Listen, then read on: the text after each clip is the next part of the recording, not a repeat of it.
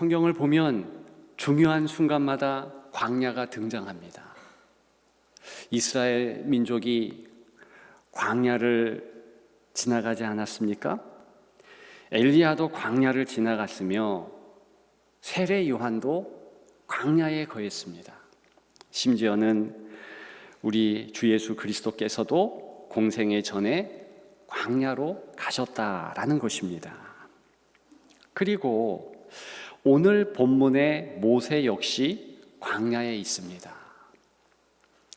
광야는 어떤 공간이요? 그곳에 있는 시간은 어떤 시간입니까? 오늘 본문을 보면서 저는 세 가지 키워드를 생각하지 않을 수 없었습니다. 그것은 첫째는 비움, 둘째는 거룩, 셋째는 경외라는 단어였습니다. 광야는 정말 비움의 때지요, 시간이지요. 그리고 광야는 정말 영혼이 거룩해지는 그러한 은혜의 시간이 아닐 수 없었습니다. 그리고 이 광야는 경외의 시간, 하나님을 정말 섬기는 것이 무엇인지 광야를 경험한 이들에게 하나님 말씀해 주신다는 것입니다. 오늘 특별히 모세를 통하여서, 모세가 경험한 이 광야라는 시간, 공간을 통하여서 저와 여러분들이 이 세 가지 키워드를 바탕으로 해서 하나님 안에서의 참된 부요함이 무엇인지, 참된 부자됨이 무엇인지 생각해 보았으면 좋겠습니다. 일단 이 모세는 원래부터 광야의 사람이 아니었지요. 한때 애굽 왕궁의 사람이었습니다. 최고의 교육을 받았습니다. 능력도 있었습니다. 미래도 보장된 사람이었습니다. 그래서 주변에 많은 이들이 위대한 사람이 될 거야 기대했다는 것입니다. 그런데 어느 날 모든 것이 무너지지 않습니까? 동족을 위해서 선한 마음으로 한 행동이 살인까지 이어지게 되었지요. 광야의 도망자 신세가 됩니다. 그리고 무려 40년 동안 이름 없는 목자로 살아갑니다. 1절 아주 짧게 양떼를 쳤다 이런 말이 있습니다만 40년입니다. 여러분, 인생 40년 얼마나 긴 기간입니까? 게다가 모세는 지금 80세예요. 80세 전에 40년은 노른자 같은 시기 아닙니까? 그리고 40년의 이 광야의 무명 시절은 한 인간의 자존감을 완전히 무너뜨리기에 충분한 시간이라는 것입니다. 하지만 하나님은 광야 같은 그 시간을 헛되게 사용하지 않으셨습니다. 왜냐하면 하나님은 왕궁에서 다시 모세를 사용하시기 전에 광야에서 모세를 비우고 계셨기 때문입니다. 사랑하는 성도 여러분, 우리는 하나님께 자주 이렇게 기도합니다. 하나님, 빨리 길을 열어주십시오. 빨리 회복되게 하옵소서. 하나님, 제발 진척이 있게 하옵소서. 그런데 우리 하나님은 답답하게도 서두르지 않으십니다. 오늘 본문의 모세도 마찬가지지요. 왜입니까? 왕궁의 모세는 내가 무엇을 할 수 있을까 계산하는 그런 사람이었지만, 광야의 모세는 하나님 아니면 안 됩니다를 배우는 사람이었기 때문에 그렇습니다. 잘 나갈 때 모세의 시기로 이야기하면 왕궁에 있을 때, 그때 무엇을 생각했을까요? 내가 할 수 있는 것이 뭐냐? 그러면서 우리 중학교 1학년, 2학년 때 배웠던 그 can 동사를 쓰면서 I can, 내가 할 수 있어. You can, we can, 우리가 할 수 있는 게 뭐냐? 그러면서 나아갔지요. 피라밋을 높이 세우는 거, 군대를 훈련시키는 거, 여기에 효율, 그리고 어떻게 하면 더 집중하는가, 그러면서 내가 할 수 있는 거, 내가 할 수 있는 거, 거기에 올인했었습니다. 우리도 그렇지 않습니까? 잘 생각해 보면 정말 잘 나갈 때, 정말 바쁘고 그럴 때 우리는 I can, we can 이러면서 나아가는 그런 시기였습니다. 그런데 광야라고 일컬어지는 이 모세의 시간, 이 광야 그 장소를 생각해 보십시다. 실제로 I can 그런 거 할 필요가 없어요. 아니, 할 수도 없어요. 왜요? 목자의 생활은요, 내가 할 수 있는 것이 참으로 한정적이고, 날씨에 따라서, 양의 상태에 따라서, 또 이 초목지의 상태에 따라서 그때그때 적응을, 순응을 해야 하는 것입니다. 하나님이 도와주지 않으면 안 될 그런 인생의 쓴맛 참 많이 느낄 수밖에 없다는 것입니다. 그래서 하나님이 하셔야 돼, 그런 마음을 갖게 됩니다. 잘 나갈 때, 왕궁의 때, 이럴 때는 나의 가치, 나의 능력을 증명하는 때라면 광야의 시기, 어려움의 시기는 그것이 아니라 나를 직면해야 하는 때입니다. 나 진짜 할 수 없구나, 하나님이 도와주셔야 되는구나, 이 사실을 직면해야 한다는 것입니다.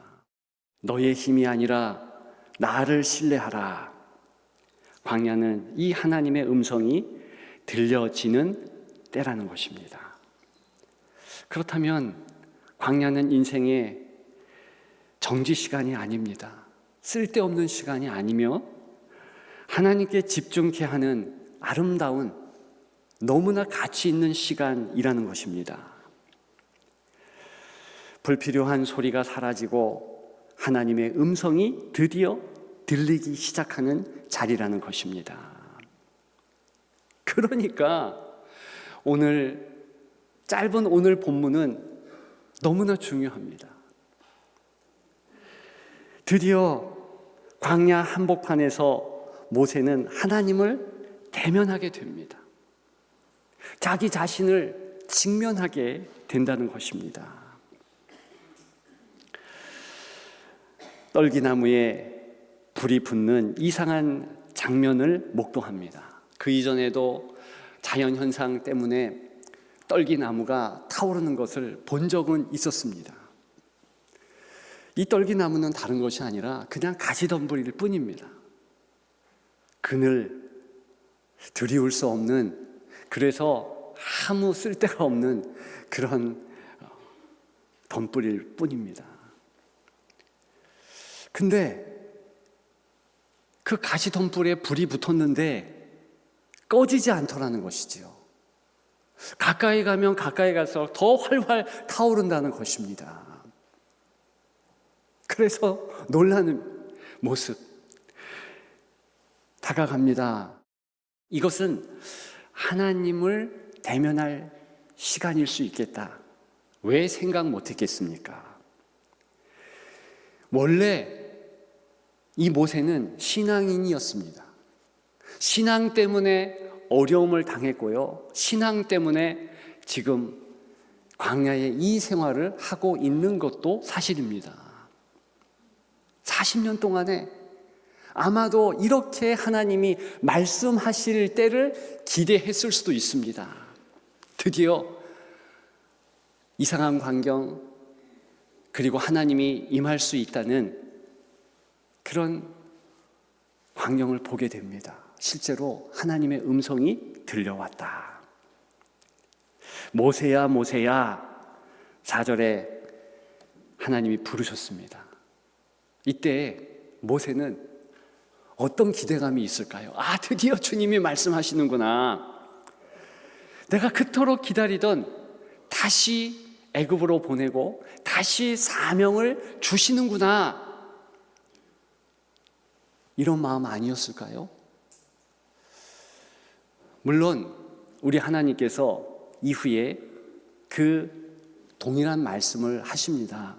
내 백성을 구하라. 큰 비전을 주시지요. 그런데 그 이전에 오늘 본문에 보면 모세가 도저히 상상 안 했을 말을, 명령을 하나님께서 하십니다. 5절이지요. 내 발에서 신을 벗으라. 그런데 그 전에 이유를 말씀하십니다. 내가 선 곳은 거룩한 땅이니. 무슨 뜻입니까? 지금 모세의 입장에서 별반 다름없는 공간 아닙니까? 광야.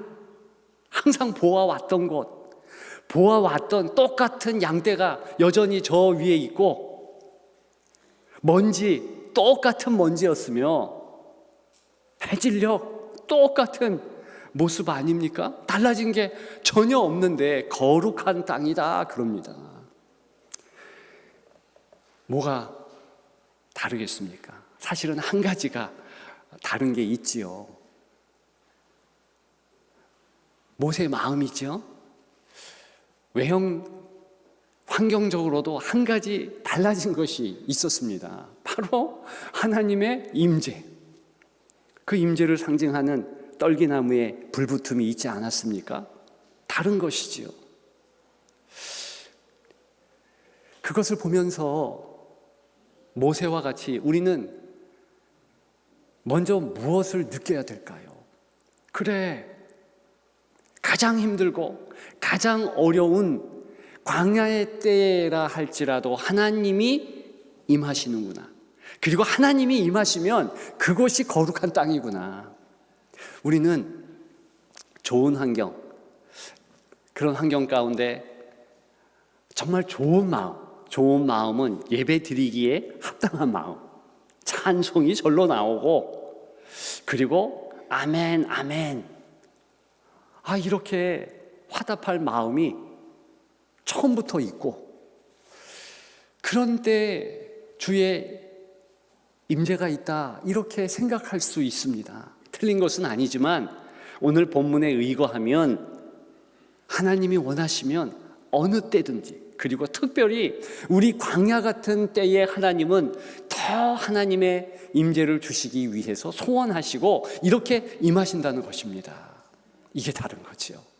이게 큰 것이지요. 이게 마음에 새길 엄청난 사실 아닙니까? 달라진 건 전혀 없는데 하나님이 임하시니까 그곳이 거룩한 곳, 하나님을 만난 장소, 하나님의 은혜가 있는 곳이 되더라는 것이지요.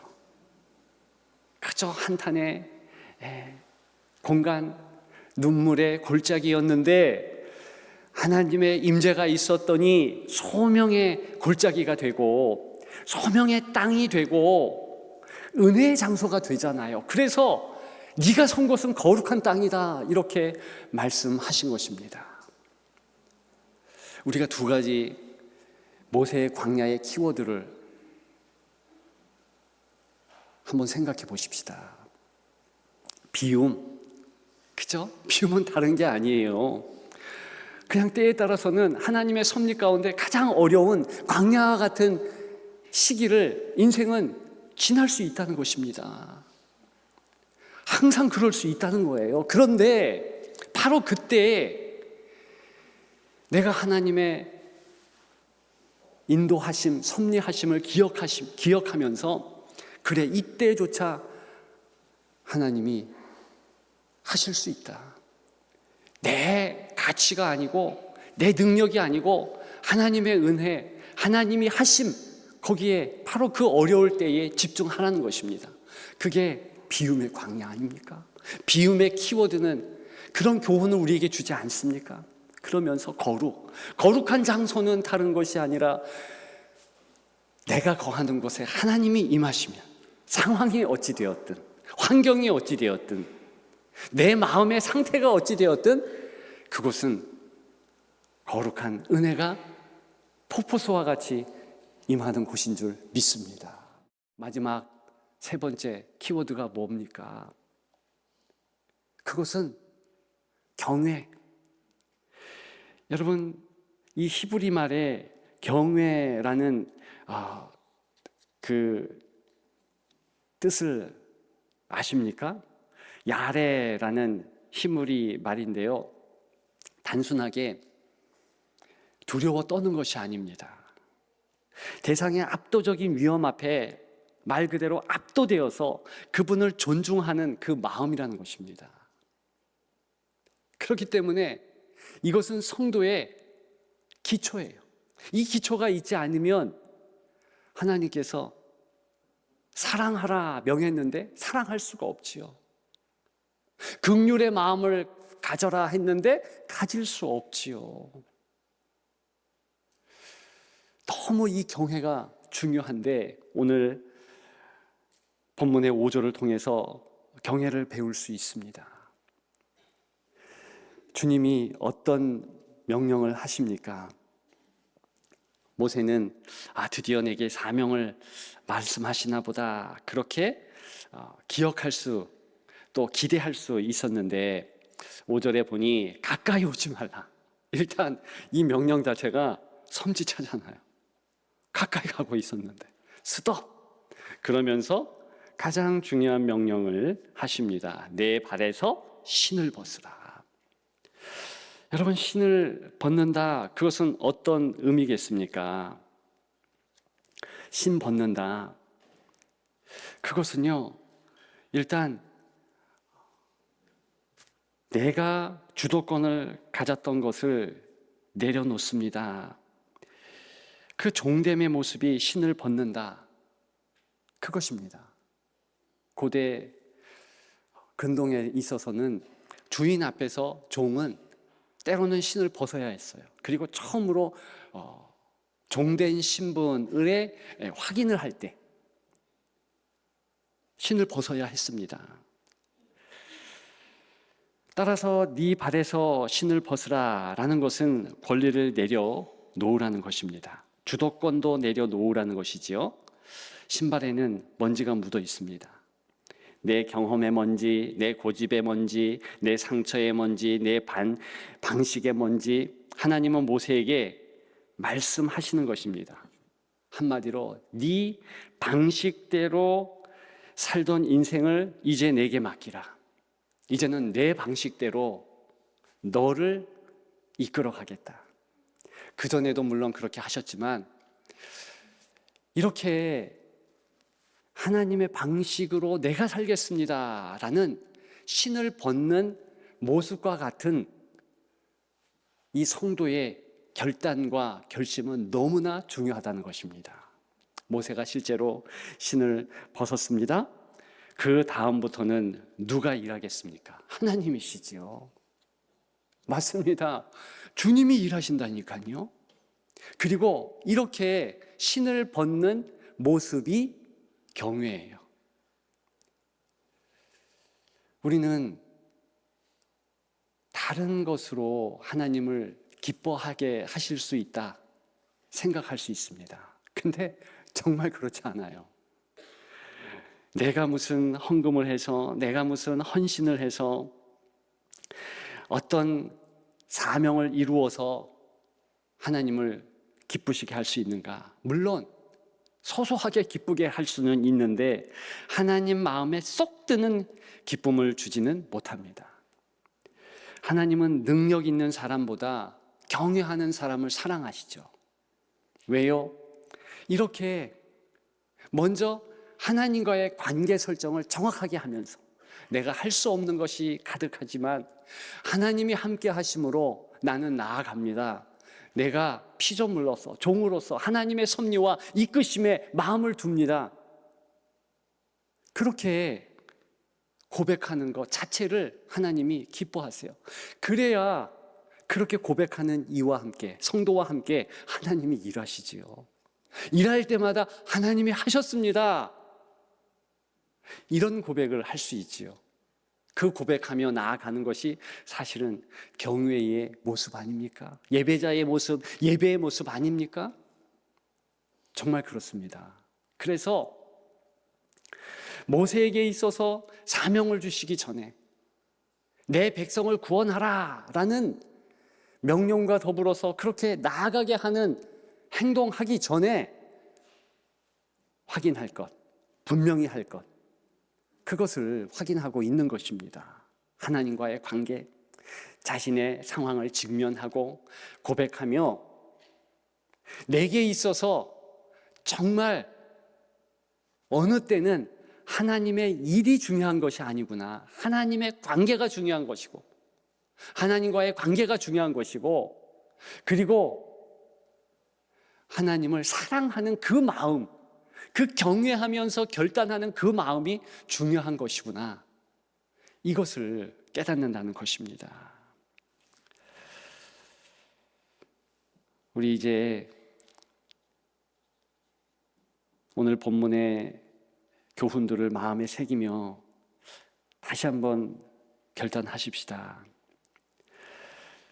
하나님 없는 왕국, 하나님 없는 승승장구보다 하나님 계신 광야가 더 낫습니다.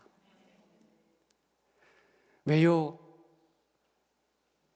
정말 그래서 이 땅에서 우리가 가질 수 있는 명예, 돈, 이런 것들은 잠시의 기쁨을 주지요. 그러나 하나님을 경외하는 이 기쁨은 영원한 기쁨이라는 것입니다. 꼭 기억하십시다. 환경 때문에 우리가 마음이 어렵고 슬퍼하고 그런 것이 아니다. 본질적으로 하나님을 경외하지 못함으로, 하나님을 더 사랑하지 못함으로 우리는 기뻐하지 않는 것이다. 혹시 지금 광야를 지나고 계십니까?